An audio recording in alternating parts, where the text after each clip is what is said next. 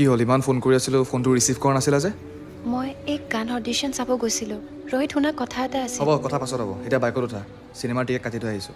একেলগে যাম ৰোহিত আজি নাযাওঁ নেকি মোৰ গাটো কিবা ভাল লগা নাই তুমি টিকেট কৰাৰ আগত এবাৰ সুধিব পাৰিলাহেঁতেন কাৰ আগত কথা কৈ আছোঁ বে হা ফোনটো এবাৰ চা কেইটা মিছ কল আছে এই গান বাজি আছিল মই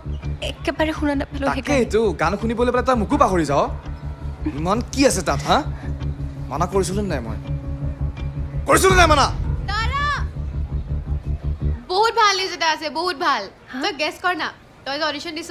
তই সিলেক্ট হৈছ ও মাই গড তই ভাব কাইলৈ এবাৰ প্ৰেক্টিচ আছে এণ্ড তই যে সিলেক্ট হৈছ তই গাব পাৰিবি ফ্ৰেছাৰ্ছত তই ভাব না